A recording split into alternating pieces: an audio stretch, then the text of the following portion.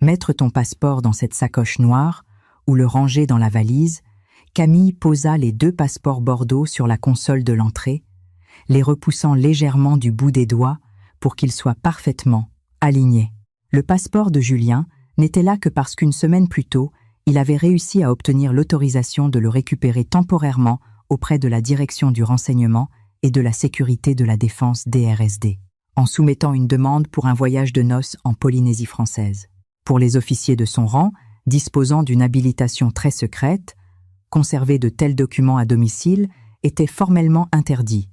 Aucune réponse ne vint du salon. Elle jeta un coup d'œil depuis le couloir. Julien était assis sur le canapé, le dos d'une droiture impeccable, le téléphone fermement plaqué contre son oreille. Elle ne connaissait que trop bien cette posture. C'était ainsi qu'il s'asseyait lorsque la conversation n'était pas destinée aux oreilles indiscrètes. Elle ne répéta pas sa question.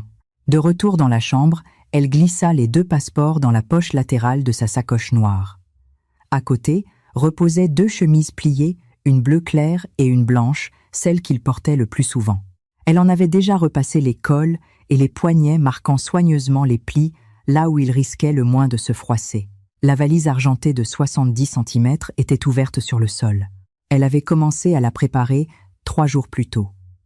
De la crème solaire, un adaptateur de prise, une boîte de comprimés pour la tension. Julien faisait de l'hypertension.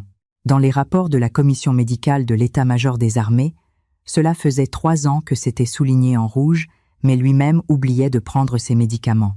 Elle glissa la boîte dans la poche la plus externe de la trousse de toilette pour qu'elle soit visible dès l'ouverture de la fermeture éclair. La voix dans le salon se tut. Des pas résonnèrent dans le couloir. Julien apparut dans l'encadrement de la porte de la chambre.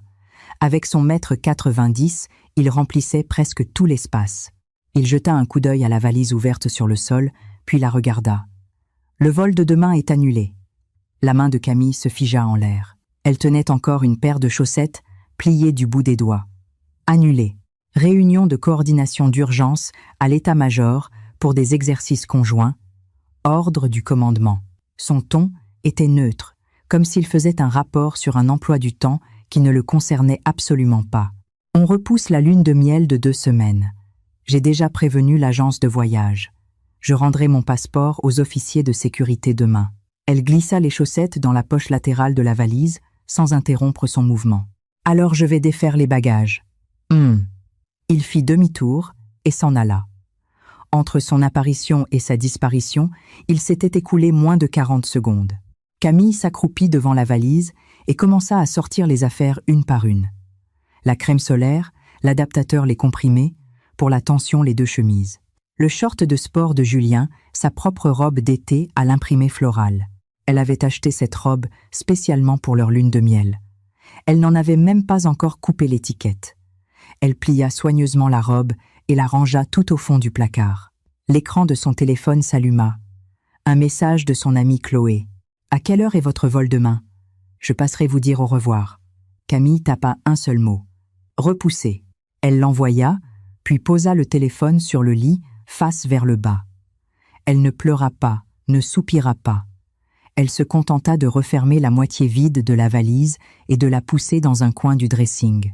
Les roulettes glissèrent sur le parquet en bois massif, émettant un roulement sourd. C'était le 11e mois de leur mariage. Leur lune de miel avait déjà été repoussée 2 fois. La première à cause d'une inspection en début d'année, la seconde en raison d'un audit de printemps au ministère.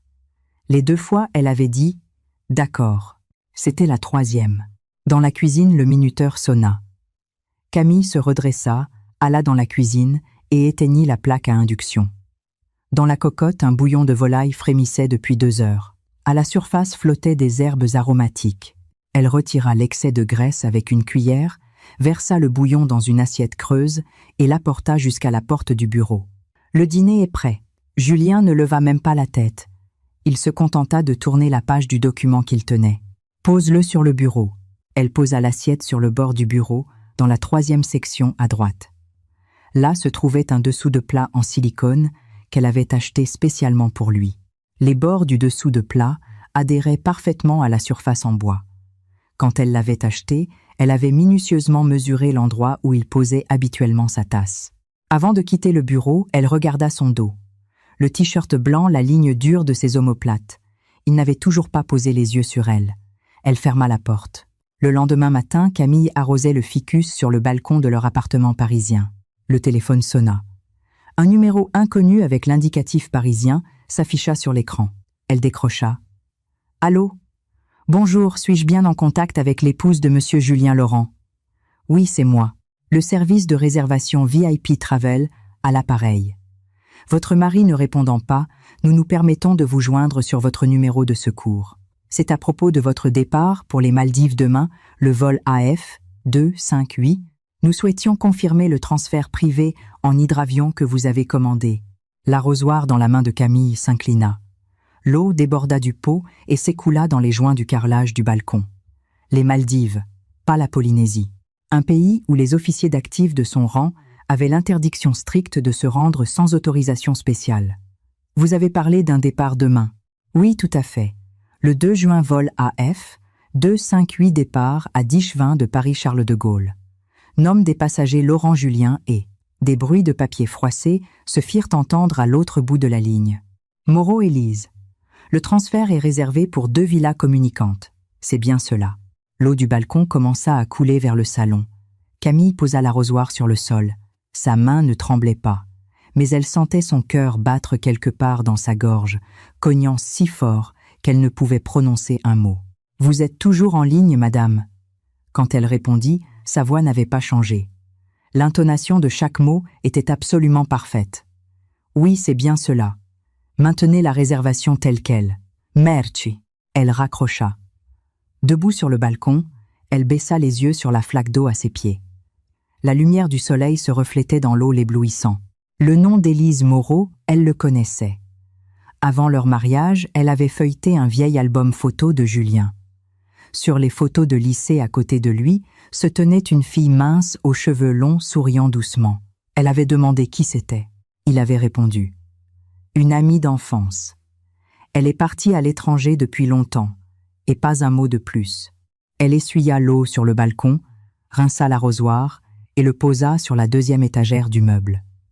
Puis elle s'assit sur le canapé, ouvrit une application sur son téléphone et tapa le numéro du vol AF 258. Paris, Malais. Départ à 10h20 le lendemain. Et son mari, la veille au soir, se tenait dans l'encadrement de la porte de leur chambre pour lui dire que le vol de demain était annulé à cause d'une réunion de coordination à l'état-major. Elle ouvrit sa conversation avec Julien sur WhatsApp.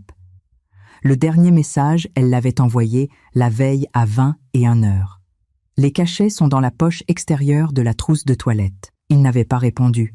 Elle fit défiler l'historique vers le haut. Leur dialogue ressemblait toujours à ça.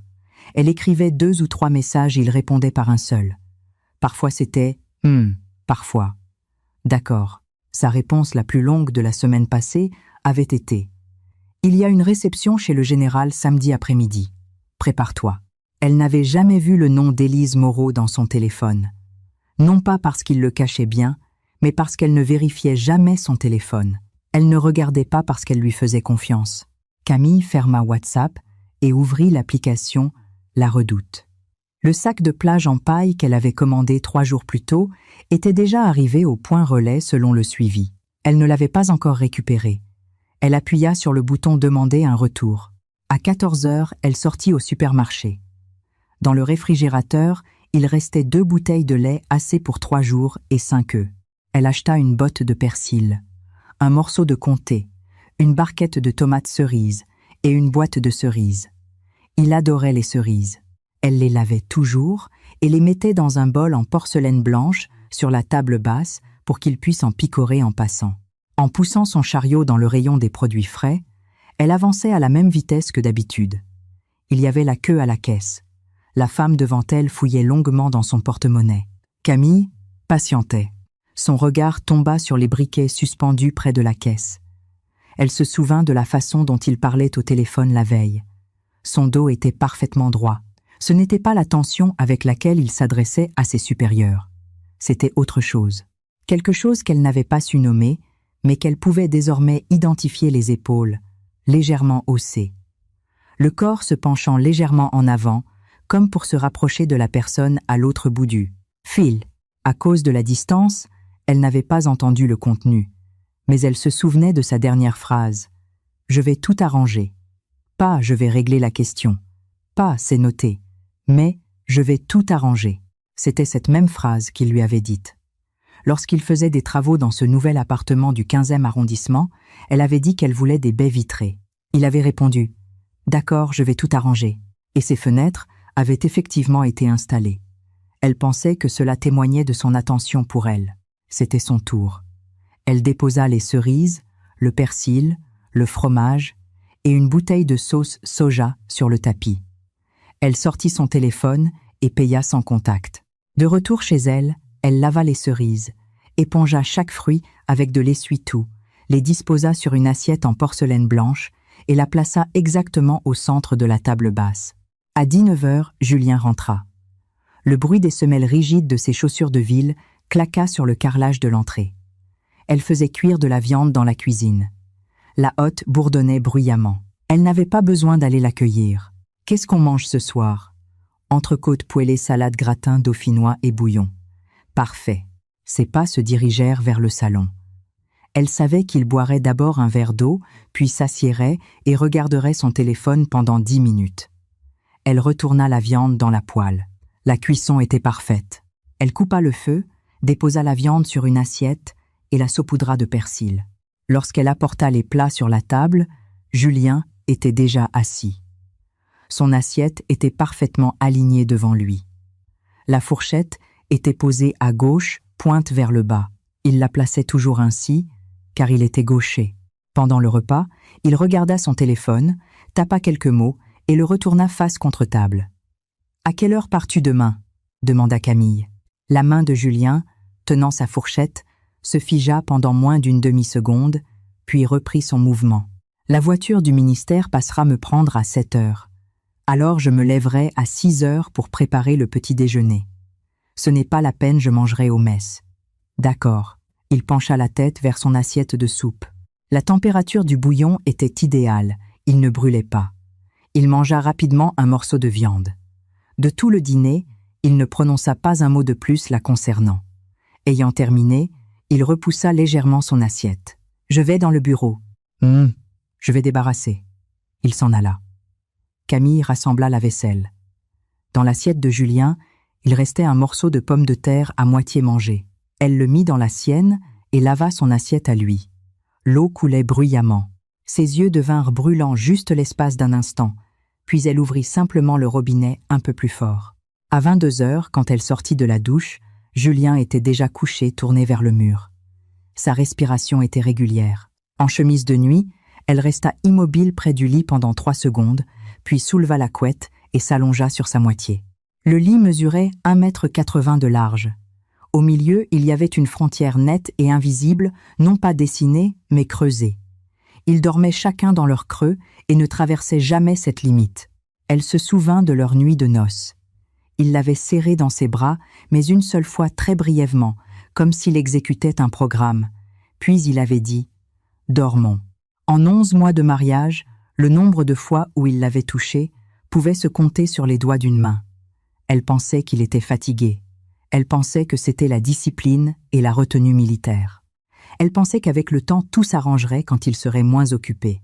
Quand leur lune de miel aurait enfin lieu, quand ils auraient du temps rien que pour eux deux. Elle n'avait cessé d'attendre. Maintenant, elle savait où passait ce temps. Elle se tourna sur le côté et regarda son dos. La ligne droite de sa colonne vertébrale sous le t-shirt blanc, ses larges épaules, sa respiration régulière.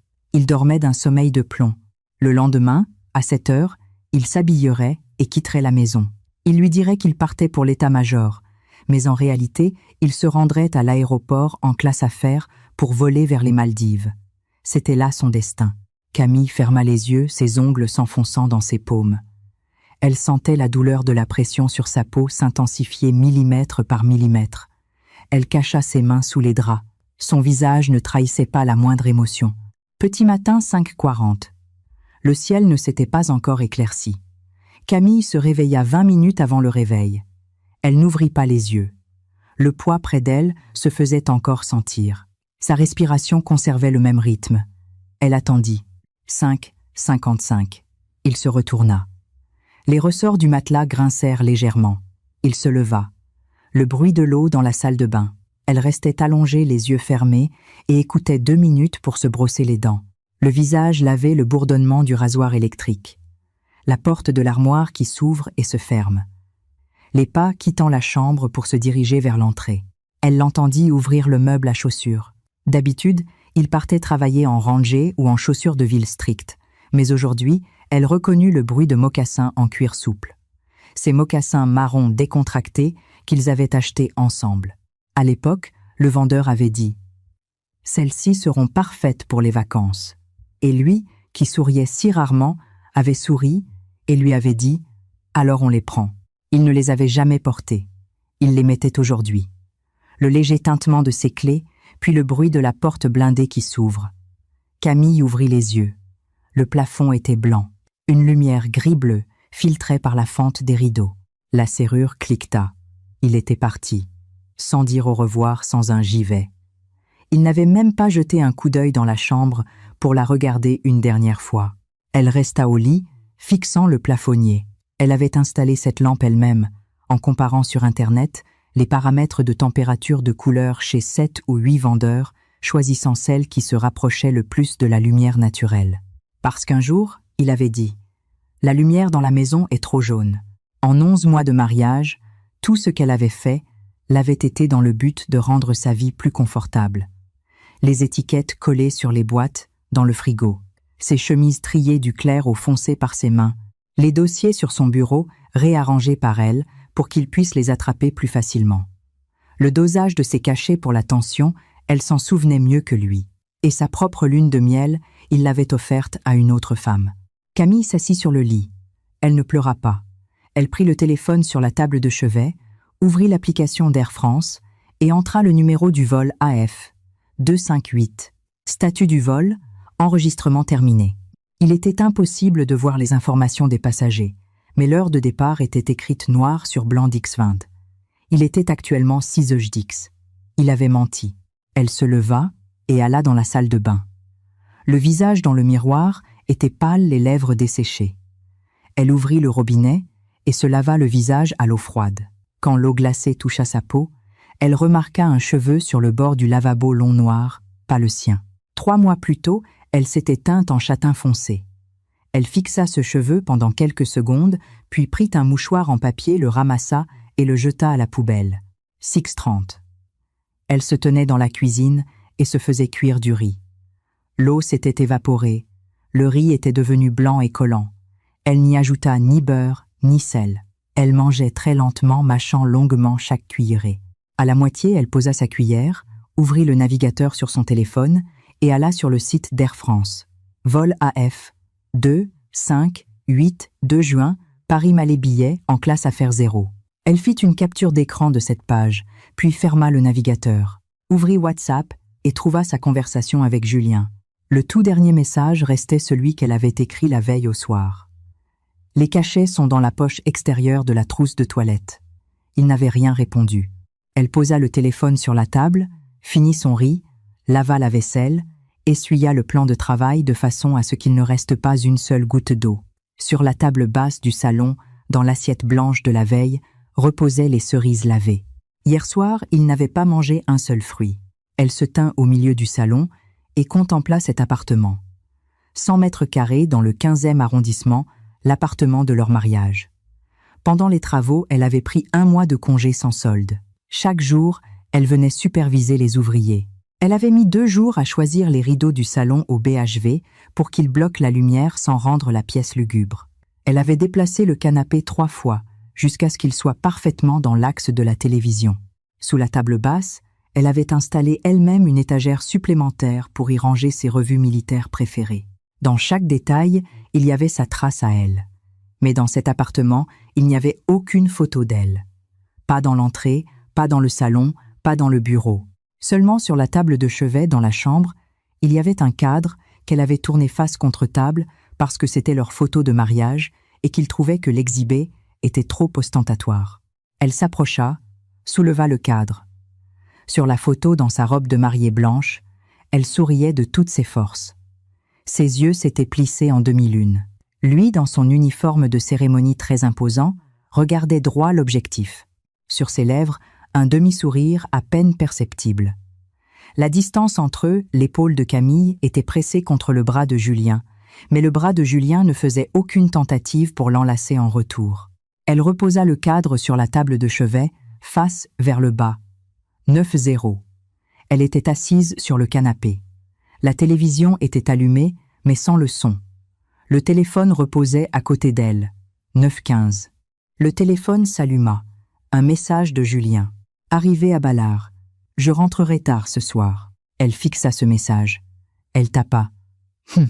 D'accord. Elle l'envoya. Sur l'écran apparurent les 2 coches bleues du statut lu.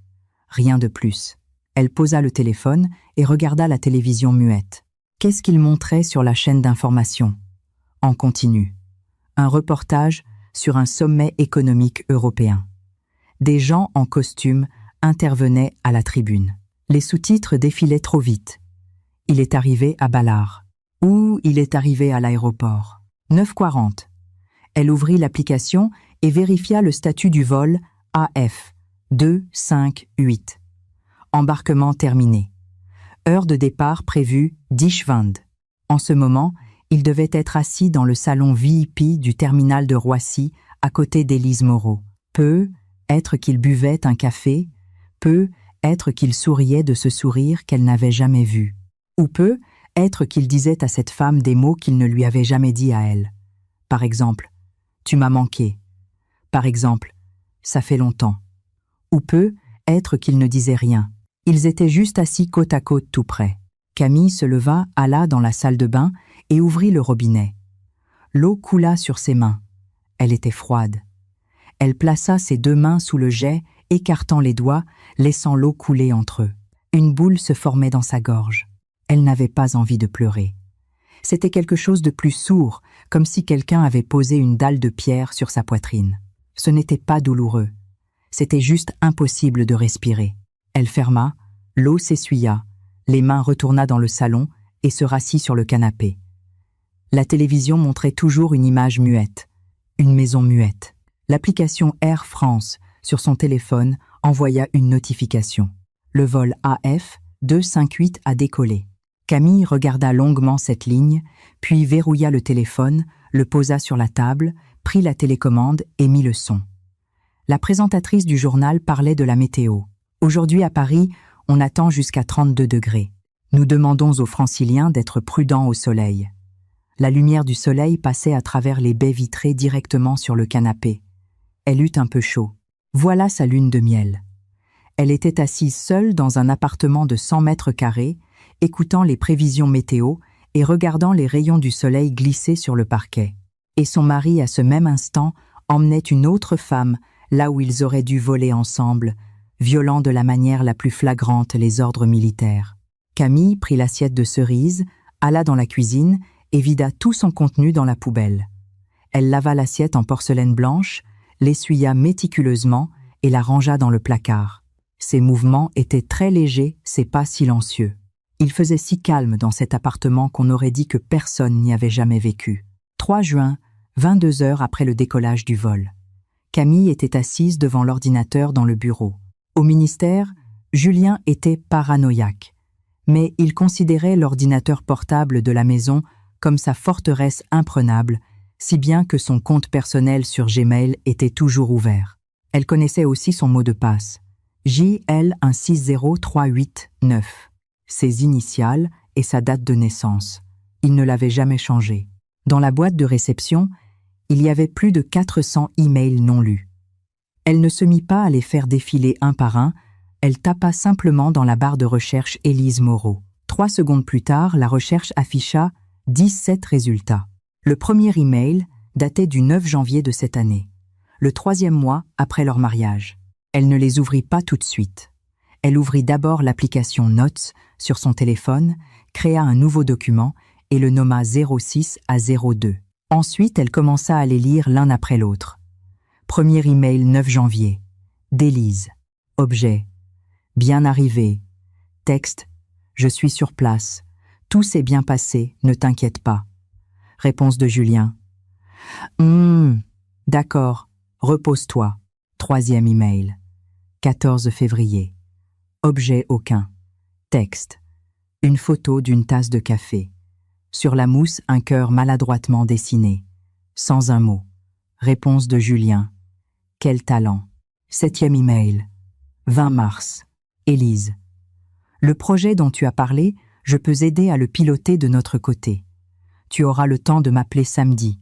Julien. Samedi à 15h. Les doigts de Camille se figèrent sur la souris. 20 mars, un samedi. Elle se souvenait de ce samedi. Il avait dit qu'il devait aller à l'état-major faire des heures supplémentaires et lui avait demandé de ne pas l'attendre pour le dîner. Elle avait préparé un bœuf bourguignon, l'avait attendu jusqu'à 21h. La viande refroidissait-elle, la réchauffait-elle refroidissait de nouveau. Quand il était rentré, elle dormait déjà. Elle continua à lire. 11e email. 15 avril. L'email d'Élise était très long. Le regard de Camille glissa sur le texte et s'arrêta sur un paragraphe au milieu. Parfois j'ai l'impression que je suis partie trop brusquement à l'époque. Si je n'étais pas partie à l'étranger, comment tu penses que ça se passerait entre nous aujourd'hui? La réponse de Julien consistait en une seule phrase. N'y pense pas. Vis dans le présent. Camille fit une capture d'écran de cet email et la sauvegarda dans sa note. 15e email. 20 mai. Il y a 13 jours. Élise. C'est bon pour moi. Tu as déjà réservé. Julien. J'ai pris la classe affaires. Je te prends des billets avec escale ou un vol direct. Élise. Direct, c'est plus simple. Je les achèterai moi-même. Ne dépense pas pour ça. Julien. Je les ai déjà achetés. Sur le même vol. Arrive à Paris la veille du départ. J'organiserai le transfert. La respiration de Camille ne s'accéléra pas. Sa main fit fermement une capture d'écran et l'inséra dans la note. Dernier email 28 mai. Il y a 4 jours. Élise. À demain. Julien. À demain. Bonne nuit. Heure d'envoi 23h43. Cette nuit-là, à 23h43, Camille se souvenait de ce qu'elle faisait. Elle était allongée dans le lit tournant le dos au sien et écoutait comment il faisait défiler quelque chose sur l'écran de son téléphone. Elle pensait qu'il lisait les actualités. Elle ferma la boîte mail, n'effaça aucune trace, ne marqua aucun email comme non lui effaça l'historique du navigateur. Dans les notes de son téléphone, il y avait maintenant 14 captures d'écran. Elle verrouilla l'écran, posa le téléphone sur le bureau, posa ses mains de part et d'autre du clavier et regarda le bout de ses doigts. Ses ongles étaient coupés courts, recouverts de vernis transparent, parce qu'un jour il lui avait dit qu'il n'aimait pas les manucures trop voyantes. Elle serra les poings, ses jointures craquèrent doucement. Puis, elle se leva. 3 juin après-midi. Camille ouvrit le tiroir du bas du bureau. À l'intérieur se trouvait une pochette en plastique avec des documents qu'elle avait elle-même rassemblés avant le mariage. Il y avait leur livret de famille, leur carte d'identité, les copies des actes de propriété de l'appartement, la carte grise de la voiture, les contrats de 2 cartes bancaires. Elle sortit toute la pochette, la posa sur le bureau et commença à trier les documents un par un. Acte de propriété. Propriétaire, Julien Laurent. Carte grise. Propriétaire, Julien Laurent. Carte bancaire, 2. L'une était la sienne liée à son salaire, l'autre était pour les dépenses du foyer. Émise au nom de Camille, mais rattachée au numéro de téléphone de Julien pour recevoir les notifications par SMS de la Société Générale. Arrivée à la fin, elle trouva un document qu'elle avait presque oublié. Un contrat de dépôt à terme au Crédit Agricole, 30 000 € sur 1 an, date d'échéance 1er juillet. C'était ses économies d'avant le mariage. En se mariant, elle les avait transférées sur un compte annexe lié à la carte commune. À l'époque, elle considérait cela comme une preuve de confiance. Maintenant, elle devait les récupérer. Elle ouvrit l'application du Crédit Agricole, entra son mot de passe, accéda à la section des placements. Il restait 28 jours avant l'échéance. Une clôture anticipée signifiait la perte des intérêts sur 3 mois. Elle cliqua sur « Clôture anticipée ». Le système afficha un avertissement « Confirmez la clôture. En cas de clôture anticipée, vous perdrez environ 300 € de revenus d'intérêt. » Elle appuya sur « Confirmer ». 29 700 €. Délai de crédit le lendemain. Ensuite, elle ouvrit le compte de la carte commune. Solde 4 200 €. Sur cette somme, 1 500 € représentait le montant que Julien transférait mensuellement pour les besoins domestiques communs et le paiement des factures. Le reste, c'était l'argent qu'elle avait économisé en prenant des missions de traduction en freelance. Elle transféra la totalité des 4 200 € sur son propre compte personnel. Ensuite, elle désactiva la fonction de virement instantané Paylib pour cette carte. Et pour finir, elle alla dans les paramètres et supprima le numéro de téléphone de Julien du système d'alerte SMS. Ces 3 étapes accomplies, elle regarda l'heure. 14 dix sep. Elle avait encore du temps. 3 juin 15. Camille composa un numéro. « Chloé, tu es là. »« Oui, oui. Qu'est-ce qui se passe ? Vous n'êtes pas censé être partie en lune de miel. »« On n'est pas parti. Tu peux parler. Je suis chez moi. Pourquoi t'as une voix bizarre ? » ?»« J'ai besoin de ton aide. Dis-moi. J'ai besoin du contact d'un juriste, d'un avocat spécialisé dans les procédures de divorce. » Un silence plana à l'autre bout du fil pendant 3 secondes. « Camille, qu'est-ce qui s'est passé ? Trouve-le, s'il te plaît. De préférence, quelqu'un qui a déjà traité des affaires de divorce impliquant des militaires. Ok. Camille, tu vas bien. Quand j'aurai fini, je te raconterai tout. » Elle raccrocha. Chloé la rappela 1h30 plus tard. « J'ai trouvé. Maître Alexandre Dupont, d'un cabinet parisien. Il a déjà mené des procédures de divorce très lourdes pour des officiers. Je t'ai envoyé son contact sur WhatsApp. Merci. » Camille raccrocha, ouvrit WhatsApp et ajouta l'avocat. Celui-ci accepta la demande 10 minutes plus tard. Camille écrivit « Bonjour, maître Dupont. Je viens de la part de Chloé. J'ai besoin d'une consultation pour une procédure de divorce. Le défendeur est un officier d'active avec le grade de lieutenant-colonel. J'ai des preuves d'adultère. Je prévois de déposer une requête, mais je ne serai pas physiquement en mesure d'assister aux audiences car je quitte le pays. Quand êtes-vous disponible pour nous rencontrer ? » La réponse arriva rapidement. « Demain à Dix-0. Apportez tous les éléments que vous avez mentionnés. Nous discuterons de l'établissement d'une procuration. » Camille, entendu. Elle posa le téléphone. Derrière les baies vitrées du salon, le soleil commençait déjà à se coucher. Une lumière orange inondait le parquet. Elle était assise dans sa chaise de bureau, adossée à un coussin ergonomique en mousse à mémoire de forme. Ce coussin, elle l'avait commandé sur Internet parce qu'il se plaignait de douleurs lombaires dues à ses longues heures de travail sédentaire. Elle retira le coussin de derrière son dos et le jeta sur le côté. 3 juin 20 et 1-0.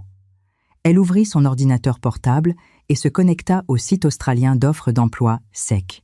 Elle tapa dans la barre de recherche « French English Translator, Interpreter Location Sydney, CBD ». Plusieurs dizaines de résultats apparurent. Elle commença à les examiner un par un. Elle écarta ceux qui exigeaient la résidence permanente PR. Elle écarta les emplois à temps partiel. Il en restait 3. Le premier, traductrice salariée dans un cabinet d'audit international. Le deuxième, traduction de documents dans une agence d'immigration. Le troisième, traductrice externe, contractuelle pour le Bureau national d'audit d'Australie, ANAO. Exigence certification NAATI de niveau 3. Camille avait obtenu sa certification NAATI de niveau 3 pour le français 2 ans auparavant. À l'époque, elle n'était pas encore mariée et travaillait dans une agence de traduction à plein temps. Après le mariage, Julien avait dit qu'elle n'avait plus besoin de travailler, qu'il y avait assez d'argent dans le foyer. Elle avait démissionné, mais sa certification était toujours valide. Elle enregistra les liens vers les 3 offres d'emploi, puis ouvrit la page de vérification des visas. Son visa de travail pour l'Australie, le Working Holiday Visa PVT, qu'elle avait obtenu avant la pandémie, était toujours valide jusqu'à la fin de l'année. Elle pouvait l'utiliser. Elle alla sur les sites des compagnies aériennes et chercha des billets de Paris à Sydney pour le 5 juin. Après-demain, il y avait un vol Emirates avec une escale. Il restait des billets en classe économique. Elle ne réserva pas immédiatement. Elle devait confirmer un détail. Combien de jours allait durer le voyage de Julien aux Maldives ? Elle rouvrit sa boîte mail. La session du matin n'avait pas encore expiré. Elle tapa le nom de l'hôtel dans la barre de recherche. Un email avec la confirmation de réservation apparut. Un complexe hôtelier aux Maldives. Date d'arrivée 2 juin. Date de départ 7 juin à midi. Cela signifiait qu'il ne rentrerait que le 7 juin. Nous étions le 3 juin. Elle avait 4 jours. Elle ferma la boîte mail, retourna sur le site d'Emirates et acheta un billet pour le 5 juin. Classe économique aller simple, un passager. 650 € furent débités de sa carte. Billet émis. 4 juin, Dix-0. Le bureau de maître Alexandre Dupont se trouvait au 5e étage d'un bel immeuble haussmannien près de l'Opéra. Camille arriva à l'heure. Maître Dupont avait la quarantaine, les cheveux courts et parlait vite. Il parcourut tous les documents qu'elle avait apportés. Les impressions des captures d'écran des emails. La capture d'écran du site de la compagnie aérienne, les relevés bancaires. Votre mari est lieutenant-colonel. Oui, en service actif. La procédure de divorce en France est claire. Mais s'il refuse le divorce par consentement mutuel, nous devrons nous orienter vers un divorce pour altération définitive du lien conjugal ou pour faute, ce qui peut prendre du temps, expliqua l'avocat. Êtes-vous prête à ce que la procédure s'étire? Oui, je pars à l'étranger demain. Vous gérerez toutes les affaires. Maître Dupont leva les yeux vers elle. Compte tenu de son statut d'officier et de son habilitation très secret, votre départ pour un pays étranger, même allié sans l'avoir déclaré, deviendra un énorme problème pour lui. Dès que la requête arrivera sur le bureau du juge et que le commandement ou la DRSD apprendra que sa femme a quitté le territoire dans ces conditions, une procédure judiciaire bruyante sera la dernière chose dont il aura envie. Son vol secret vers les Maldives, sans déclaration préalable, est une violation des protocoles de sécurité passible de sanctions très lourdes, voire pénales. Nous disposons d'un levier de pression colossal. On peut demander les données d'enregistrement du vol AF 258. Ils ont voyagé sur le même vol dans la même classe vers les Maldives. Transfert pour 2 villas. La réservation a été payée par lui. La voix de Camille était égale comme si elle lisait un rapport comptable. Si nécessaire, je vous signerai une procuration générale pour que vous demandiez au tribunal une ordonnance afin d'obtenir les données de passage aux frontières à son retour dans le pays. Maître Dupont posa les impressions. Vous êtes parfaitement préparé. Très bien. Elle sortit de son sac un formulaire de procuration imprimé. J'ai préparé le projet hier. Regardez s'il n'y a pas de problème de formulation. L'avocat prit le papier, le parcourut des yeux. Le coin de ses lèvres tressaillit. Ce n'était pas un ricanement, mais plutôt de l'étonnement. Il n'y a aucun problème. Signé. Camille signa. Sa signature était ferme et nette. Le paiement de vos honoraires. Un paiement unique. Elle sortit son téléphone et ouvrit son application bancaire. Par virement immédiat. C'est parfait. Un signal sonore confirma le virement des provisions. Maître Dupont rangea la procuration dans un dossier. Je déposerai la requête le 8 juin. Le tribunal lui enverra une notification après son retour. Vous devez être préparé au fait que lui ou ses supérieurs essaieront de vous contacter pour étouffer l'affaire. Je le sais. Camille se leva et passa la bandoulière de son sac sur son épaule. Merci, maître. Nous restons en contact. Elle partit. 4 juin après-midi. De retour chez elle, Camille sortit du dressing, la fameuse valise argentée de 70 cm. Cette fois, elle ne préparait des affaires que pour elle-même. Il n'y en avait pas beaucoup. Quelques t-shirts, 2 jeans, une veste légère. À Sydney, en juin, c'est l'hiver, il fallait prendre quelque chose de plus chaud. Elle fouilla dans son placard. La majeure partie de ses vêtements d'automne et d'hiver avaient été achetés avant le mariage. Les coupes étaient déjà démodées, mais c'était mettable. Elle ouvrit l'armoire de la salle de bain, sortit ses articles de toilette, brosse à dents crème pour le visage eau micellaire, sa plaquette de pilules contraceptives. Elle regarda la plaquette, il restait 11 comprimés. Depuis le tout début de leur mariage, elle seule prenait des précautions. Julien n'avait jamais même posé de questions à ce sujet. Elle jeta la plaquette dans la poubelle. Son passeport. Elle alla dans l'entrée, ouvrit la poche latérale de la sacoche noire. À l'intérieur, il n'y avait qu'une seule carte d'identité. Le passeport de Julien, évidemment. Il l'avait secrètement pris avec lui le 2 juin lors de son départ. Elle prit son passeport à elle l'ouvrit. Il était encore valide pour 3 ans. Quand elle referma la valise, 1/3 de l'espace restait vide. Toute sa vie ne parvenait même pas à remplir une valise de 70 cm. 4 juin 20:0. Camille nettoya l'appartement une dernière fois. Pas pour lui, mais par habitude personnelle, en quittant un endroit, il faut le rendre à son état d'origine. Elle nettoya la cuisine 2 fois, jeta du réfrigérateur tout ce qui pouvait pourrir, ne laissant que la bouteille de lait non ouverte et quelques œufs. Elle ferma le sac poubelle et le sortit. La table basse du salon brillait de propreté.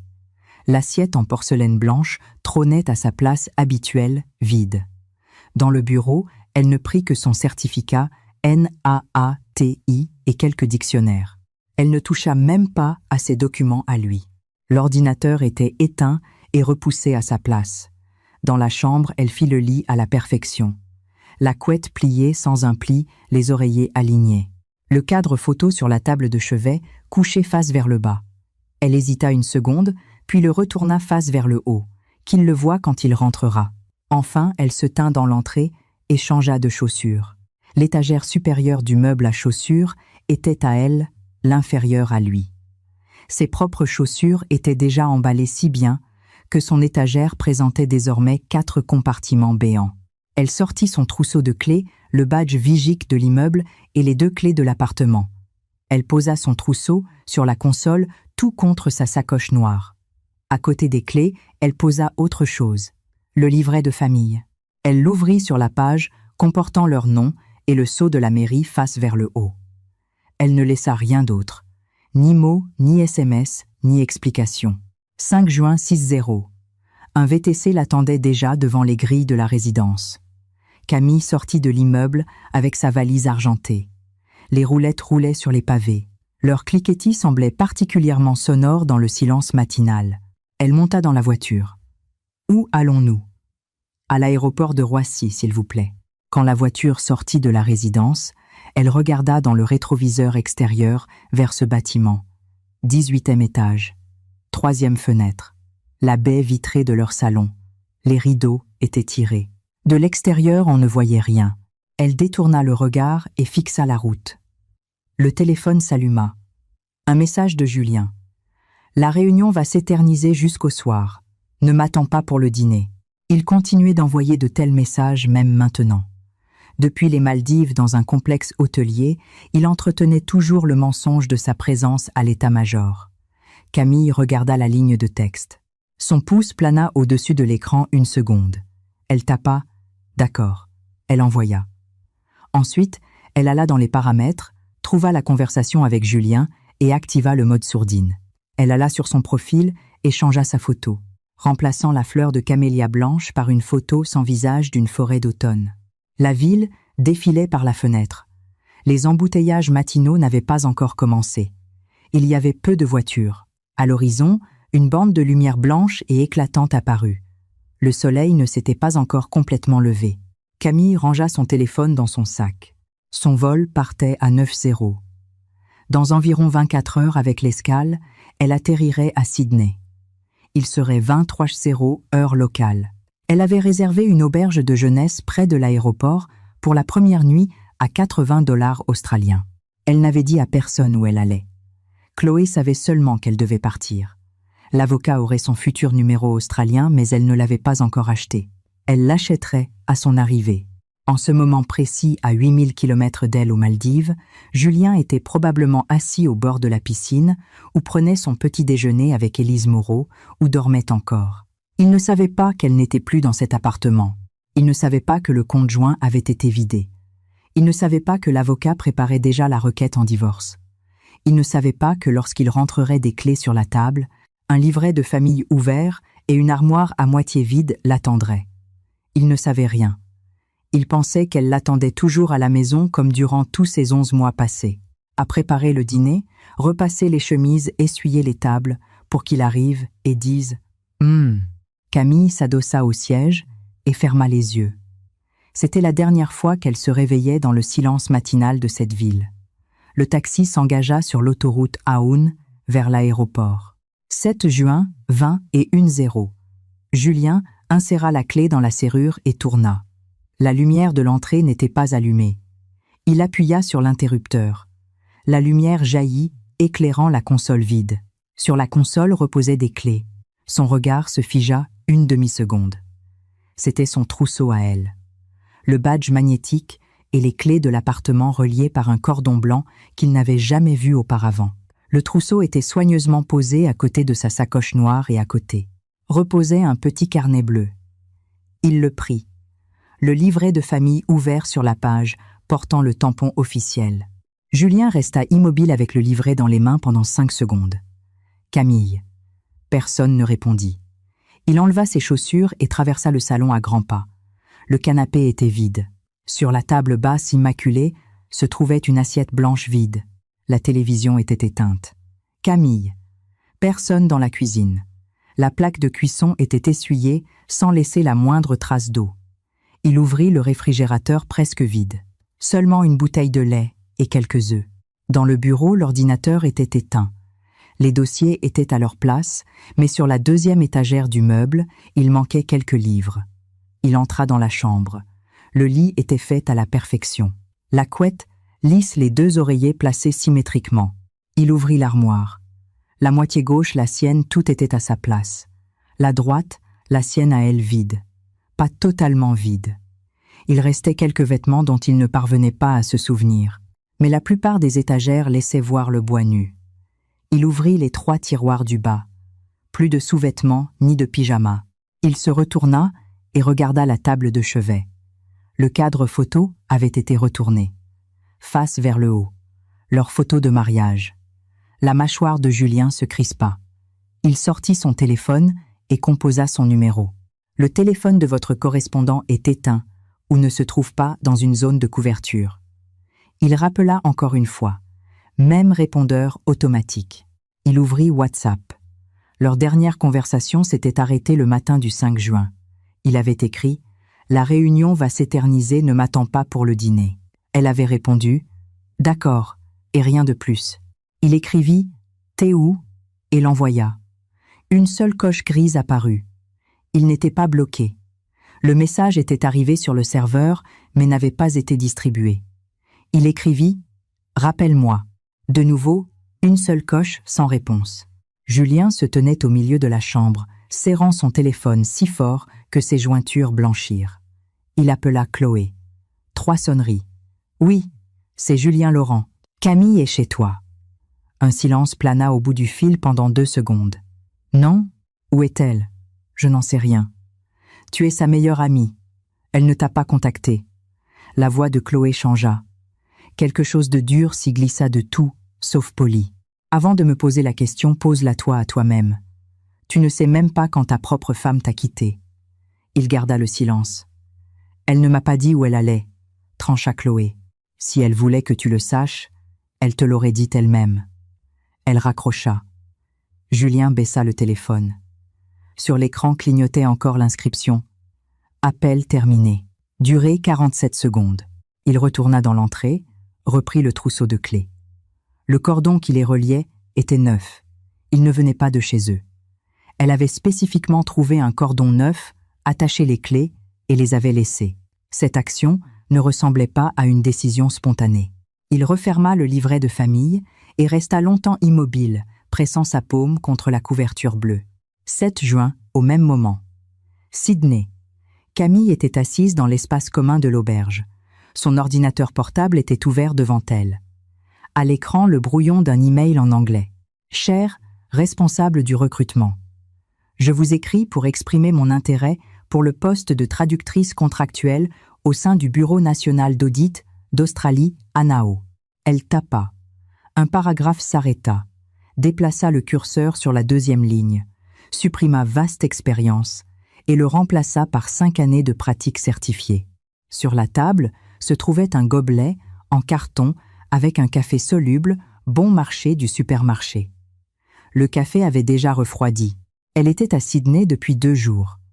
Le premier jour, elle avait pris une carte SIM locale, ouvert un compte bancaire et converti les euros transférés de France en dollars australiens. Le 2e jour, elle avait fait le tour de 3 agences de traduction et déposé son CV. L'une d'entre elles lui avait immédiatement demandé de passer un test. Aujourd'hui, c'était le 3e jour et elle rédigeait une lettre de motivation pour une institution gouvernementale australienne. Son téléphone clignota. Elle jeta un coup d'œil à l'écran. Un message WhatsApp de Julien. « T'es où ? Elle le fixa une seconde, puis retourna le téléphone face vers le bas et continua à taper. 5 minutes plus tard, le téléphone clignota de nouveau. Elle ne regarda pas. La lettre était prête. Elle la relut, corrigea quelques prépositions, vérifia le formatage et cliqua sur Envoyer. L'email partit à 22h12 de Sydney. Elle ferma l'ordinateur, prit le café refroidi et but une gorgée. Puis elle prit son téléphone et regarda les messages. Il y en avait 2. T'es où et rappelle-moi. Elle fit défiler la conversation un peu plus haut. Son dernier message était le d'accord envoyé le 5 juin alors qu'elle était dans le taxi pour l'aéroport. Elle ferma la conversation sans rien répondre. 8 juin. Paris. Julien se leva à 6h et se lava le visage à l'eau glacée. Sous les yeux de l'homme dans le miroir des cernes bleues s'était creusé. Il n'avait presque pas dormi de la nuit se tournant et se retournant jusqu'à 3h du matin. Et ce n'était pas à cause du décalage horaire. 5 jours aux Maldives ne provoquaient pas de jet lag. C'était parce qu'il vérifiait son téléphone toutes les demi-heures. Aucune réponse. Il enfila son uniforme militaire et sortit. Le matin, il y avait une réunion d'état-major. L'après-midi, il devait transmettre un plan d'exercice. Son emploi du temps ne différait en rien de l'ordinaire. Mais à 10h du matin, il fit quelque chose d'inhabituel. Il ordonna à son chauffeur de l'emmener dans une agence de traduction du sud de Paris, là où Camille travaillait auparavant. La jeune femme, à la réception, ne le reconnut pas. « Excusez-moi, est-ce que Camille Laurent ?»« Pardon, Camille Martin travaille toujours ici. » La fille vérifia dans la base de données de l'ordinateur. Elle a démissionné à la fin de l'année dernière. Elle ne travaille plus ici. Est-ce que vous avez ses nouvelles coordonnées ? Je suis désolée, mais nous ne divulguons pas les données personnelles de nos anciens employés. Je suis son mari. La réceptionniste leva les yeux vers lui. L'uniforme militaire, les épaulettes de lieutenant-colonel, l'expression dure de son visage. Elle fut visiblement intimidée, mais secoua la tête. Je suis désolée, mais nous n'avons vraiment pas ses nouvelles coordonnées. Julien fit demi-tour et s'en alla. Assis dans la voiture, il composa de nouveau son numéro. Éteint. Il ouvrit WhatsApp, fit défiler la liste de leurs connaissances communes. La liste était très courte. Le cercle social de Camille était restreint. À part Chloé, il ne pouvait se souvenir que de ses parents. Il hésita 3 secondes avant de composer le numéro de son beau-père. « Allô Julien ?» La voix de son beau-père résonnait avec une chaleur prudente. « Camille vous a contacté ces derniers jours. »« Oui, bien sûr. Elle a appelé avant-hier, elle a dit que vous étiez parti en lune de miel en Australie. Elle a dit de ne pas s'inquiéter. » Julien serra les doigts sur le volant. Une légende. Elle avait même préparé une histoire de couverture. Elle a dit qu'elle était en Australie. Bah oui, elle dit que les paysages sont magnifiques. Pourquoi tu n'es pas à côté d'elle ? Si je suis à côté d'elle. C'est juste que la connexion est mauvaise. Je lui dirai de vous rappeler plus tard. Il raccrocha. L'Australie. Il resta assis sur la banquette arrière, regardant son téléphone. Il ouvrit le navigateur et chercha Vols Paris, Australie, ces derniers jours. 9 juin. Sydney. Camille entra dans un immeuble de bureau sur Martin Place.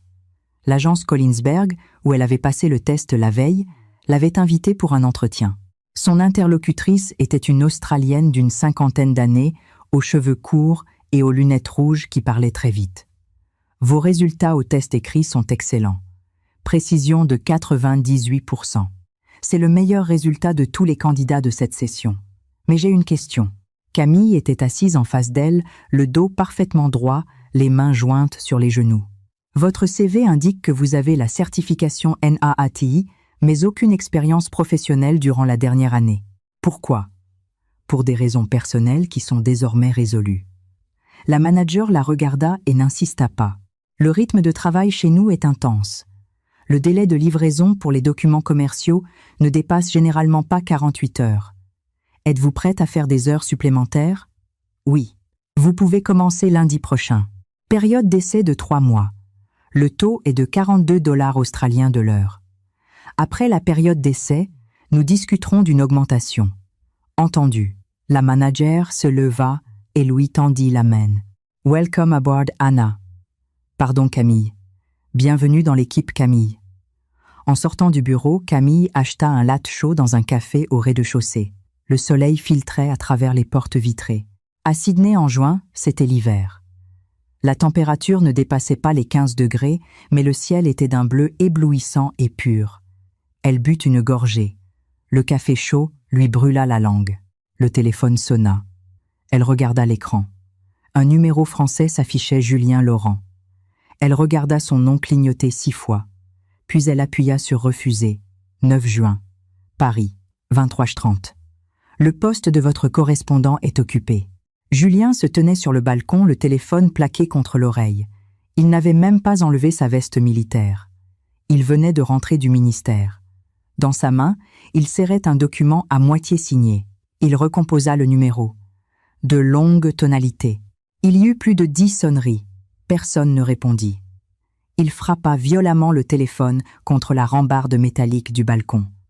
Il ne le cassa pas, mais le bruit du métal contre le métal fut strident. Rejeter un appel et un téléphone éteint, c'était 2 choses différentes. La première fois, l'appel était passé, mais avait été coupé après 6 sonneries. Elle l'avait rejeté. Elle avait entendu la sonnerie, vu son nom, et préféré ne pas répondre. Julien retourna dans le salon. La maison était silencieuse. Ce n'était pas le silence de gens qui ne se parlent pas. C'était un vide physique. Il n'y avait aucun bruit venant de la cuisine. La machine à laver ne tournait pas. On n'entendait pas l'eau éclabousser les feuilles lorsqu'on arrosait les plantes sur le balcon. Avant, il ne remarquait pas ces bruits, mais maintenant, ils avaient disparu. Il entra dans la cuisine, ouvrit le réfrigérateur. Le lait avait tourné, les œufs étaient encore là, mais il ne savait pas depuis combien de temps elle les avait achetés.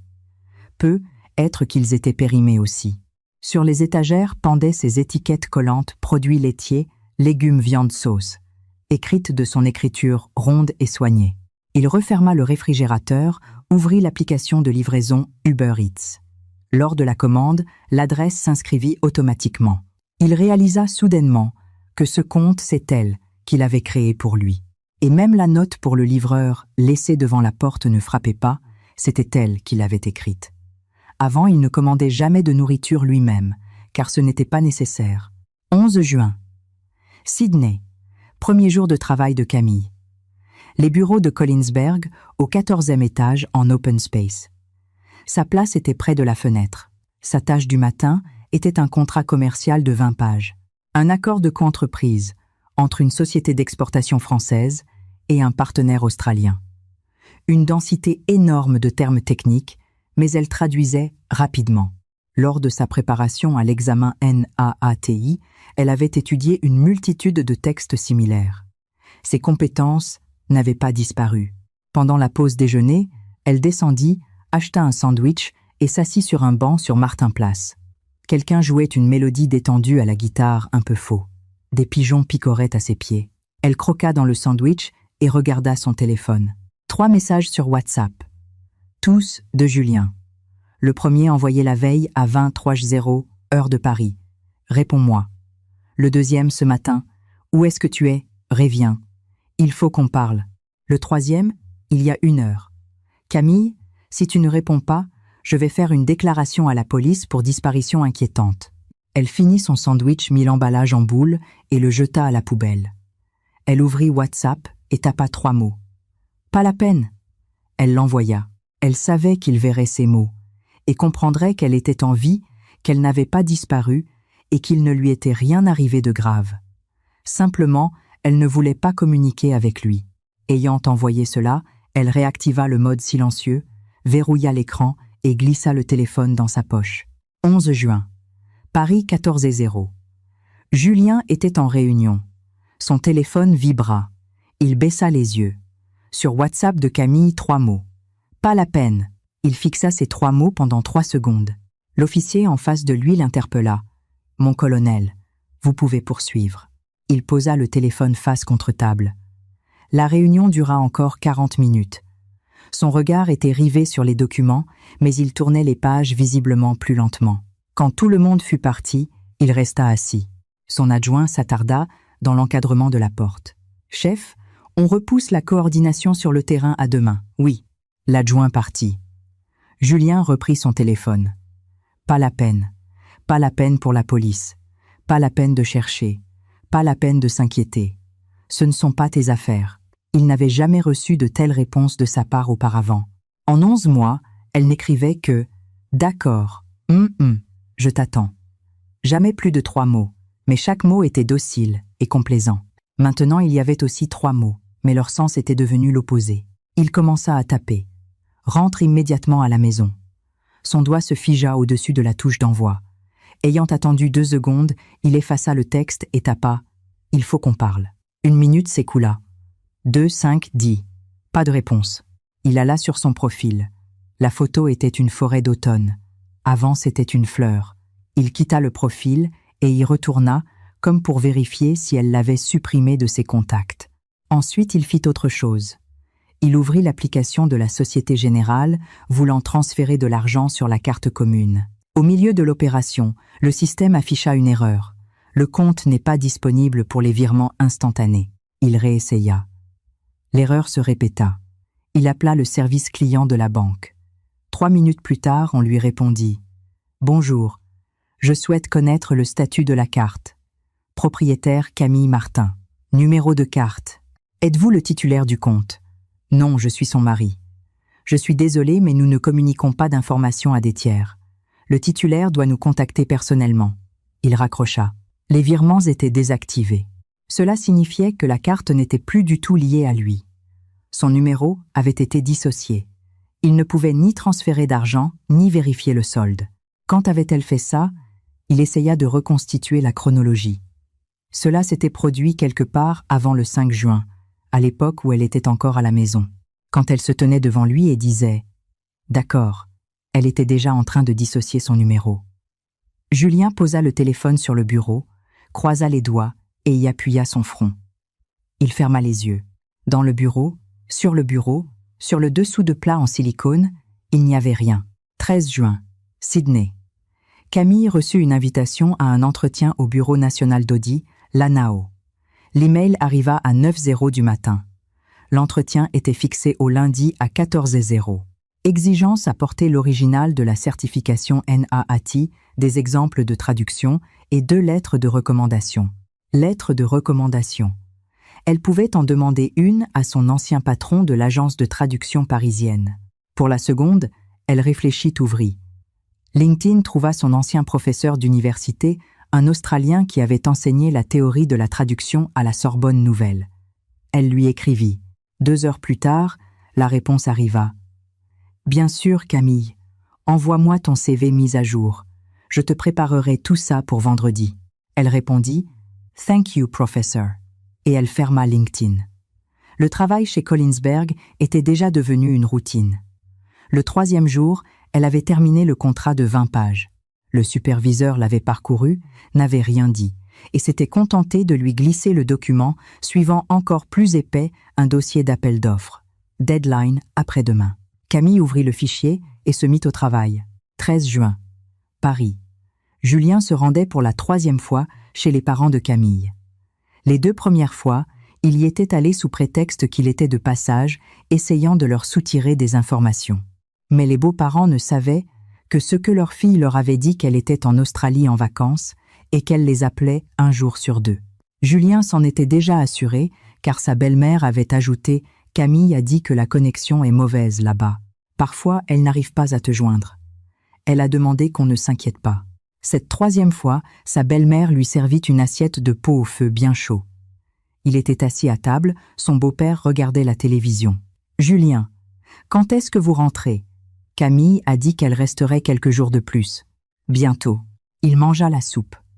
Le goût n'était pas le même que celui que préparait Camille. Camille ajoutait toujours quelques gouttes de jus de citron pour l'acidité, tandis que sa belle-mère surdiong vinaigre ordinaire. Avant, il n'avait jamais fait attention aux épices qu'elle utilisait. En sortant de chez eux, il resta un moment au bord de la rue. Le mois de juin parisien était étouffant. Sa chemise militaire collait à son dos. La sueur perlait sur son front. Il sortit son téléphone et ouvrit WhatsApp. Le dernier message d'elle. « Pas la peine. À son « Il faut qu'on parle ». Elle n'avait pas répondu. Il tapa. « Qu'est-ce que tu cherches à accomplir ?» Il l'envoya. 1 minute s'écoula. Il ajouta « Rentre, on peut tout discuter. » Cette fois, il attendit longtemps. Pendant tout le trajet jusqu'au ministère, l'écran du téléphone ne s'alluma plus. 18 juin. Julien était assis sur le canapé dans le bureau du chef de la direction du renseignement de l'état-major. Face à lui était assis le colonel Bernard, feuilletant un document. Ayant lu la dernière page, il referma le dossier et le poussa au centre du bureau. « Laurent, je vais te parler franchement. » Bernard enleva ses lunettes. « Tu demandes d'utiliser les canaux officiels pour vérifier les données de sortie de territoire de ta femme. Je ne te donnerai pas le feu vert, mon garçon. Elle est à l'étranger. Je n'arrive pas à la contacter. Je dois m'assurer qu'elle est en sécurité, mon colonel. Ses parents disent qu'elle appelle un jour sur deux, mais elle ne communique pas avec moi. Ça veut dire qu'elle va bien. C'est juste qu'elle ne veut pas te parler. Ce ne sont pas les affaires de l'armée. » Julien serra les doigts sur les accoudoirs du fauteuil. « Alors je passerai par les services de la PAF ou du ministère de l'Intérieur. Je te le déconseille, » reprit Bernard. « Tu es un officier avec une habilitation très secrète. Ta femme a fui dans un pays étranger.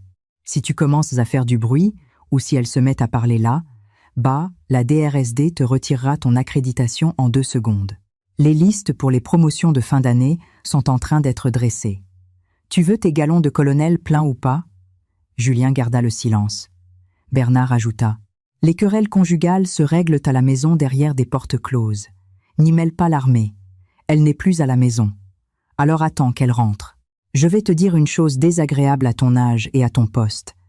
Un scandale public ruinera ta réputation, de façon irréversible. » Julien se leva. « J'ai compris. » Il sortit du quartier général, s'attarda dans le couloir quelques secondes. Le soleil brillait à travers les grandes vitres, découpant le sol en bandes de lumière. Il se tenait dans l'ombre, il sortit son téléphone. La conversation avec Camille était morte. Le dernier message datait du 11 juin, pas la peine. Il ouvrit ses contacts et trouva un nom. Thomas, un vieil ami de l'école militaire, travaillant maintenant à la police aux frontières PAF. L'état-major n'était pas le seul à pouvoir accéder aux bases de données des passages aux frontières. Si on avait des relations. Il appela. « Thomas, c'est moi, Julien. T'es occupé, on déjeune ensemble. » 18 juin. Sydney. Camille était assise dans une salle de réunion au 8e étage de l'immeuble de l'ANAO. Face à elle, 3 interlocuteurs, le chef de projet, l'auditeur principal et une représentante des ressources humaines. Sur la table, son CV, une copie de son certificat NAATI et ses lettres de recommandation. Le chef de projet, un Australien d'une 50aine d'années, en costume gris, parlait lentement. « Miss Martin. Ce poste implique la traduction de documents d'audit confidentiels concernant la conformité d'entreprises internationales soupçonnées de contourner des sanctions ou d'utiliser des montages opaques. Plusieurs de ces chaînes d'approvisionnement mènent à des entités juridiques françaises ou européennes. N'y aura-t-il pas de conflit d'intérêts pour vous en travaillant sur des documents liés à des structures françaises ?» Le dos de Camille était droit. « No, I have no conflict of interest. » Non, il n'y aura aucun conflit d'intérêts. Pouvez-vous préciser ? Vous êtes citoyenne française. J'ai travaillé exclusivement en tant que linguiste. Je n'ai aucune affiliation politique ni obligation envers l'appareil d'État français. Ma tâche est la traduction précise des documents, pas leur évaluation. L'auditeur principal feuilleta son portfolio. Votre test de traduction est excellent, mais la terminologie de l'audit est spécifique. Avez-vous déjà travaillé avec les formats de rapport de l'ANAO ? Non. Mais au cours de la semaine dernière, j'ai étudié vos rapports d'audit public et j'ai préparé une traduction d'essai basée sur votre rapport de performance de l'année dernière. Elle sortit 3 feuilles de son dossier et les posa sur la table. Les recruteurs échangèrent un regard. Le chef de projet prit les feuilles et les parcourut rapidement des yeux. Ses sourcils se haussèrent légèrement. « Vous avez fait cela de votre propre initiative ?» ?»« Oui. » L'entretien dura encore 20 minutes. En lui disant au revoir, le chef de projet lui serra la main. « Nous vous contacterons dans la semaine. » Quand Camille sortit de l'immeuble, il pleuvait une fine pluie d'hiver sur Sydney. Elle n'avait pas de parapluie. Elle resta un moment sous l'auve, mit la capuche de sa veste et s'avança sous la pluie, 20 juin. Paris. Julien avait invité Thomas à dîner dans un restaurant discret du nord de Paris. Ils étaient installés dans une petite alcôve. « Thomas, j'ai besoin de vérifier le passage aux frontières de quelqu'un. » Thomas posa sa fourchette et le regarda. Qui? Ma femme. Les sourcils de Thomas grimpèrent, mais il se tut attendant la suite. Elle est en Australie. Son téléphone est éteint, elle ne répond pas aux messages. J'ai besoin de savoir de quel aéroport elle a décollé, quand et vers où. Je sais c'est pas dans les clous, mais vérifie dans les bases internes. Nom de jeune fille Martin. Je t'envoie ces infos de passeport. Thomas fit tourner son verre. Vous vous êtes disputés. Un malentendu. Si je la trouve, on réglera tout ça. Thomas garda le silence. D'accord, je regarderai. Mais sache que le système enregistre toutes les requêtes maintenant. Je ne pourrai te donner que les données de sortie du territoire. Je ne pourrai pas suivre ses déplacements à l'étranger. J'ai juste besoin des infos de vol. Laisse-moi 2 jours. 22 juin. Thomas envoya un SMS sur le numéro personnel de Julien. Martin Camille Passeport, numéro, départ 5 juin de CDG. Destination Sydney, vol Émirats via Dubaï. Classe Eco, un passager. Le 5 juin, le 4e jour de son séjour aux Maldives. Le jour où elle était partie. Un passager classe Eco. Il était assis dans son bureau fixant l'écran. Par la fenêtre, on entendait les cris des soldats sur la place d'armes. Et 1 et 2. Le matin du 5 juin, il lui avait envoyé un message. La réunion va s'éterniser, ne m'attends pas. Et elle avait répondu « D'accord ». Et ensuite, elle était partie à l'aéroport. Julien serra le téléphone dans sa paume moite. Soudain, il réalisa autre chose. Que faisait-elle à Sydney, la certification NAATI? Elle en avait parlé avant le mariage de ce visa de travail qu'elle avait obtenu depuis longtemps, mais jamais utilisé. À l'époque, il avait demandé « Pourquoi tu irais là-bas ?» et elle n'avait plus jamais abordé le sujet. Maintenant, elle s'en était servie. Il alluma l'ordinateur de son bureau, se connecta à sa boîte de réception Gmail et chercha Camille Martin. Rien. Elle ne lui avait jamais écrit sur cette adresse. Puis il se souvint, elle connaissait le mot de passe JL 160389. Il le lui avait dicté lui-même, et il ne l'avait jamais changé. Il ouvrit brusquement l'onglet « Activité récente du compte ». Historique des connexions, 3 juin 13h42. Adresse IP, Paris. Fournisseur Orange. Internet à domicile. 3 juin 14h08. Adresse IP Paris. Internet à domicile. 2 connexions dans l'après-midi du 3 juin avec un intervalle de 26 minutes, à 1 heure où il n'était pas chez lui. Le dos de Julien se couvrit de sueur froide. Il n'avait pas besoin de deviner ce qu'elle y avait vu. Toute la correspondance avec Élise Moreau était là. Les réservations d'hôtels, les discussions sur les vols. Elle avait tout lu. Ce n'était ni des rumeurs, ni des suppositions. Elle avait tout lu de ses propres yeux, et après cela, elle n'avait fait aucune scène, n'avait pas pleuré, ne l'avait pas appelé pour l'accuser. Elle avait retiré son argent, dissocié son téléphone de la carte bancaire, trouvé un avocat, acheté un billet pour Sydney et était partie. Et tout cela avait été fait en l'espace de 48 heures entre le 3 et le 5 juin. Pendant ces 48 heures, elle avait même répondu à ses messages « D'accord. » Julien se leva brusquement. La chaise de bureau recula d'un demi-mètre. Le crissement des roulettes déchira le silence du bureau. Il s'approcha de la fenêtre, appuya ses mains sur le rebord si fort que ses doigts en blanchirent. 23 juin. L'assignation en justice arriva. Requête en divorce. Demandeur Martin Camille. Défendeur Laurent Julien. Le colonel Bernard le convoqua à nouveau dans son bureau. Le visage du colonel était empourpré de colère. Laurent, j'ai lu la requête qui est arrivée à l'adresse de l'état-major. Il jeta une copie du document sur le bureau. Julien prit les papiers. Représentant de la demanderesse, maître Alexandre Dupont. Motif altération définitive du lien conjugal. Faute. Preuve billet pour le vol conjoint avec Meule Moreau et réservation d'hôtel et longue correspondance. Demande prononcée du divorce sans partage de patrimoine. Julien feuilleta les pages jusqu'à ce que son doigt s'arrête sur la liste des pièces à conviction, 14 captures d'écran, ces fameuses 26 minutes. Bernard déclara sèchement.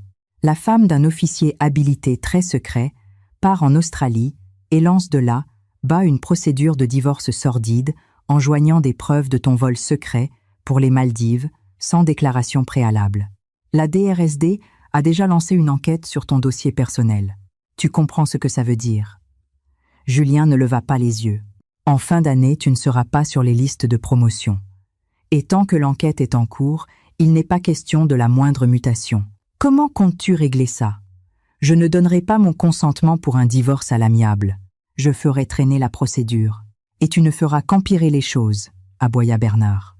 Un procès bruyant avec la presse ou une fuite d'informations tuera ta carrière. Et la violation des protocoles de sécurité te mènera devant une cour martiale.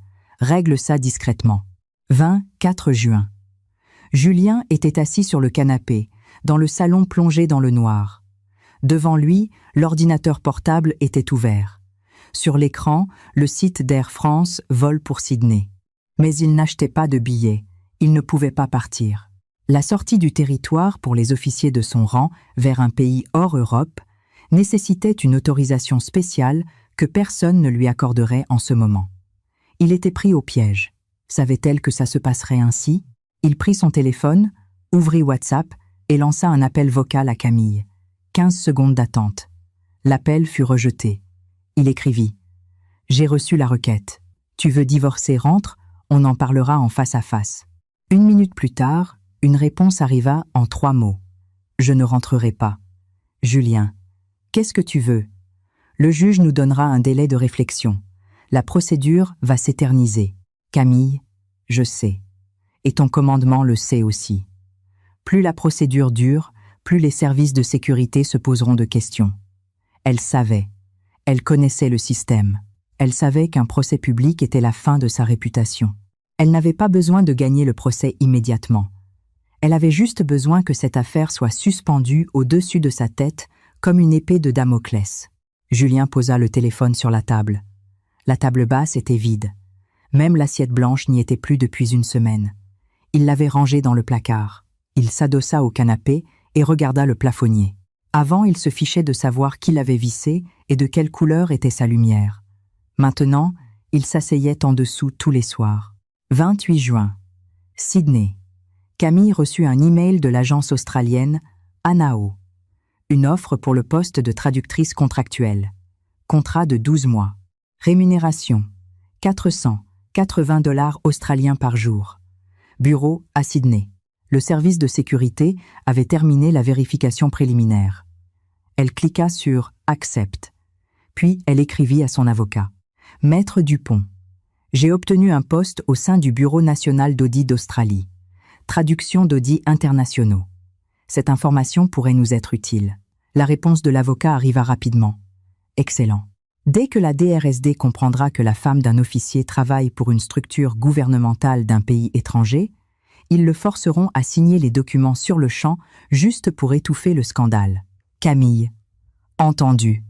Par la fenêtre de sa chambre en colocation, il pleuvait. La semaine suivante, elle déménageait pour prendre un studio à 320 $ par semaine dans le quartier de Newtown à 7 minutes du métro. Elle ouvrit de nouvelles notes et écrivit « Plan de négociation 1. Ne pas accepter de conciliation. 2. Ne pas rentrer en France. 3. Exiger le divorce immédiat. 3 juillet. Visioconférence pour tentative de règlement amiable. Sur l'écran, une salle de réunion. Julien est assis à côté de son avocat. De l'autre côté de l'écran, une pièce à Sydney. Camille est assise à un bureau sur fond de mur blanc. Son avocat est en ligne via un autre canal. L'avocat de Julien commença. « Madame, mon client est prêt à vous offrir une compensation financière substantielle si vous acceptez de retirer votre plainte ou du moins de tout finaliser sans scandale. » « À la place de cela, » répondit Maître Dupont, « la demande de ma cliente est simple, le prononcé du divorce. Si vous acceptez, nous signons un accord amiable et elle renonce à toute prétention sur le patrimoine. » Julien ne quittait pas l'écran des yeux. Il regardait Camille. Elle avait maigri. Ses pommettes étaient plus saillantes, ses cheveux un peu plus courts. Elle portait un pull gris foncé à col roulé. « Camille. » Julien prit la parole. Sa voix était plus grave que d'habitude. « Est-ce qu'on peut se parler en privé ?»« Il n'y a rien qui doive être dit en privé, » répondit-elle d'un ton plat. La mâchoire de Julien se crispa. « Je reconnais que j'ai menti. Mais entre Élise et moi, il ne s'est rien passé de physique. Aux Maldives, on. » Camille le coupa. Du 2 au 7 juin. Le transfert a été réservé pour 2 villas communicantes. Il y a une porte intérieure entre les deux. J'ai vu la confirmation de l'agence de voyage. Un silence s'abattit sur la salle de réunion. L'index de Julien tressaillit comme s'il essayait de se retenir. « Camille, je peux tout expliquer. » « Tu n'as pas besoin d'expliquer. » Sa voix était cristalline. La fenêtre pour tes explications s'est refermée le 1er juin quand tu te tenais dans l'encadrement de la porte de la chambre et que tu me mentais au sujet de ta réunion. C'était ta seule chance. Ma seule exigence est celle-ci signe le consentement mutuel. Sinon le procès sera long. Et ton habilitation très secret en souffrira encore plus. Julien regardait l'écran. Je ne signerai pas. Oui, j'ai trébuché, mais ça peut se réparer. Ton mot de passe de boîte mail était JL 160389. Et pendant ces 26 minutes, j'ai lu toute ta correspondance. L'interrompit Camille. Ce que tu appelles trébucher, je l'ai lu du début à la fin. C'est tout. Nous attendons la décision du juge. L'écran s'éteignit. Camille s'adossa à sa chaise à Sydney. Ses doigts tremblaient légèrement. L'avocat lui dit « Il signera. Ce n'est qu'une question de temps. » Camille ouvrit le portail de travail de l'ANAO. Son premier projet, la traduction d'un rapport d'audit sur les schémas opaques d'approvisionnement d'une entreprise logistique australienne. 15 juillet. Camille traduisit 47 pages du rapport. Il y était question d'un achat massif d'équipements internationaux visant à contourner des sanctions par le biais d'un réseau de sociétés, Écran aux Émirats arabes unis. Dans l'annexe du rapport figuraient les coordonnées d'une société intermédiaire française qui recevait les paiements finaux. Transglobal Sarl. Directrice Moreau Élise. Camille fixa l'écran. Transglobal SARL avait été enregistrée en septembre de l'année précédente lors du 4e mois de son mariage avec Julien. Elle ouvrit la base de données et trouva plus d'informations. Les auditeurs avaient signalé les contrats avec un drapeau jaune. La marge prise par l'intermédiaire était de 37%, bien au-dessus du prix du marché. L'argent provenait finalement des sous-traitants du ministère des Armées. Le département des achats de l'état-major. Le département de Julien. Tout s'emboîtait. Élise n'était pas seulement une amie d'enfance. C'était une partenaire commerciale. Elle obtenait des contrats militaires à des prix gonflés via le département de Julien et l'argent partait dans des paradis fiscaux. Camille prit son téléphone et écrivit à son avocat. « Maître Dupont, j'ai de nouvelles informations. Ça concerne des schémas de corruption du défendeur. » 3 minutes plus tard, l'avocat l'appelait. « Vous êtes sûr ? Je suis en train de traduire un audit officiel. Les données ont été obtenues légalement. L'entreprise de Moreau est une société, Écran, qui siphonne l'argent des achats de la défense. Camille. » La voix de l'avocat devint très sérieuse. « Ce n'est plus seulement un divorce, c'est de la corruption. C'est du ressort du parquet national financier et de la direction des affaires pénales militaires. Une affaire criminelle. Rassembler toutes les preuves, leurs correspondances, où ils discutent des projets, les vols conjoints vers les Maldives, et ajouter un extrait Kmituli de l'entreprise d'Élise. Préparer un signalement au procureur. Ça va ruiner sa carrière et sa liberté. Je vous donne 3 jours. 18 juillet. L'avocat envoya le brouillon du signalement. Les captures d'écran des emails, les billets, les données de l'entreprise Transglobal. Camille lut le tout et répondit « Envoyé. 20 juillet. » Le signalement atterrit sur le bureau du parquet national financier. 2 juillet. Paris. Julien fut suspendu de ses fonctions. L'ordre arriva à Dix 0. Dans le cadre d'une enquête préliminaire menée par la gendarmerie prévôtale et le PNF, le lieutenant-colonel Laurent est suspendu de ses fonctions. Interdiction de quitter le territoire national. Julien se tenait près de la fenêtre. Il n'y avait personne sur la place d'Armes. Il sortit son téléphone et écrivit à Camille sur WhatsApp « C'est toi qui as fait le signalement ?» Réponse « Oui ». Sa main serra le téléphone à en faire craquer le plastique. « Tu comprends ce que ça veut dire. Je vais aller en prison. » Camille. « Je comprends. » Julien commença à taper furieusement.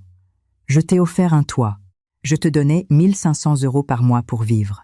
L'appartement était à mon nom, mais tu y vivais. Tu prenais la voiture quand tu voulais. Et tu veux me détruire pour de simples vacances. » La réponse arriva en 10 secondes. Elle était plus courte. « Tu me donnais 1 500 € par mois pour payer les factures et les courses, tandis que la marge sur les contrats de Transglobal se chiffrait en millions. Tu me payais mes dépenses domestiques. Tu lui transférais des sommes colossales via un schéma de corruption. Nous n'avons plus rien à nous dire. Julien fixa ses mots. Elle avait tout compris. Il ne prenait pas l'argent de ce contrat directement, mais dans la boîte mail, il y avait un message d'Élise. « Après la signature, j'aurai ma part à te verser. » La justice interpréterait cela sans la moindre ambiguïté. 28 juillet. Julien fut convoqué pour un interrogatoire chez le juge d'instruction spécialisé dans les affaires militaires. Article 430, 2 à 12 du Code pénal. Prise illégale d'intérêts et détournement de fonds publics. Il rentra chez lui et s'assit sur le canapé. L'appartement était en désordre. Il n'avait pas fait le ménage depuis longtemps. La lampe au plafond continuait de briller, mais la lumière semblait d'une pâleur cadavérique. Le réfrigérateur était vide. Les étiquettes avec son écriture soignée y étaient toujours collées. Dans cette maison, il n'y avait plus de son depuis 53 jours. 29 juillet. Julien appela l'avocat de Camille. « Maître Dupont, je vais signer l'accord de divorce par consentement mutuel immédiatement. » « Très bien. Je transmettrai les documents au juge. La procédure se fera en accéléré. Et encore une chose. » La voix de Julien se brisa. « Dites-lui de ne plus témoigner et de ne pas transmettre de documents à la presse. Que les choses suivent leur cours judiciaire normal. » L'avocat garda le silence un instant. « Je transmettrai. » 29 juillet. Sydney. Camille reçut un message de son avocat. Il a signé. Il demande de ne plus faire de bruit. Camille était assise dans sa petite chambre. L'eau dans son verre avait refroidi. De sa main gauche, elle frotta son annulaire où restait une marque pâle laissée par l'Alliance. La bague elle-même reposait depuis longtemps au fond de sa valise. Elle répondit « C'est noté » et elle éteignit la lumière. 12 octobre. Le jugement tomba. Le divorce fut officiellement prononcé et la justice pénale décida de renvoyer l'affaire de Julien devant le tribunal correctionnel. 6 novembre. Sydney. 15-0 à Sydney, 5-0 à Paris. Le dernier appel vidéo que l'avocat de Julien avait demandé. Camille était assise à son bureau. Julien apparut à l'écran. Il n'était pas dans leur ancien appartement, mais dans une pièce vide aux murs nus. Ses biens avaient été saisis. Il portait un sweatshirt gris et était très amaigri. Ses pommettes étaient creusées, ses yeux enfoncés. 7 secondes de silence. Camille. Elle regardait l'écran. « Je voulais te dire merci et m'excuser. » Elle garda le silence. « Ce n'est que maintenant que j'ai compris. » Sa voix tremblait. « Je prenais tout pour acquis. Pendant 11 mois, tu cuisinais, tu nettoyais, tu pensais à mes médicaments, aux ampoules, aux étiquettes. Quand tu es parti, j'ai compris que tout ça ne se faisait pas tout seul. C'était toi qui faisais tout ça. » Il se tut serrant les mains. « Je pensais que c'était ton devoir d'épouse. » Camille marqua une pause, s'assura qu'il avait terminé et prit la parole. « Ce que tu viens de dire n'est pas une excuse. Tu décris simplement ce que tu as perdu. Ça t'est devenu inconfortable de vivre sans moi et tu te plains de cet inconfort. Tu utilises le passé. Je pensais que c'était ton devoir. Tu ne considérais pas ça comme une erreur à l'époque. Tu n'as changé d'avis que parce que les conséquences se sont avérées trop lourdes. » La mâchoire de Julien se serra. « Je n'ai pas besoin de tes excuses, Julien. Mon départ et mon signalement au procureur n'ont pas été faits pour te forcer à dire pardon. »« Alors pourquoi ?» demanda-t-il sourdement. « Pour moi-même. Ça n'a plus rien à voir avec toi. » Elle tendit la main vers la souris. « C'est notre dernière conversation. » Elle cliqua sur « Raccrocher ». L'écran s'éteignit. Camille se leva, alla dans la cuisine, se versa de l'eau et la but. L'eau était froide et rafraîchissante. 19 décembre. Camille sortit du hall des arrivées de l'aéroport international de Sydney. Elle rentrait d'un déplacement professionnel à Melbourne. La direction de la NAO était ravie de son travail et lui avait proposé de prolonger son contrat. Le vent chaud de l'été de Sydney lui frappa le visage. Le soleil était au zénith. Le ciel était d'un bleu limpide. Elle s'arrêta sur le trottoir pour attendre un taxi. Les roulettes de sa vieille valise de 70 cm grincèrent. Elle glissa la main droite dans la poche de sa veste. Ses doigts trouvèrent un petit anneau de métal froid, son alliance. Elle avait voyagé avec elle de Paris à Sydney puis à Melbourne. Elle ne l'avait pas jeté plus tôt, non pas par pitié, mais parce qu'elle n'avait pas trouvé le bon moment. Ce moment était parfait. Elle sortit la bague et la regarda. À l'intérieur, on pouvait voir la gravure le 10 à 8 juillet 2023, le jour de leur mariage. Camille se tourna vers les buissons denses et verts bordant la route. D'un léger mouvement de la main, elle lança la bague en l'air. Le métal étincela au soleil, décrivit un court arc de cercle et disparut silencieusement dans l'épais feuillage du buisson. Elle ne regarda même pas où il était tombé. Un taxi s'approcha. Elle prit sa valise, ouvrit la portière et s'installa sur la banquette arrière. « Le centre-ville, s'il vous plaît. » La voiture démarra. La lumière du soleil se déversait par la fenêtre tombant sur ses mains posées sur ses genoux. Sur son annulaire gauche, il n'y avait plus aucune trace. Il était absolument net.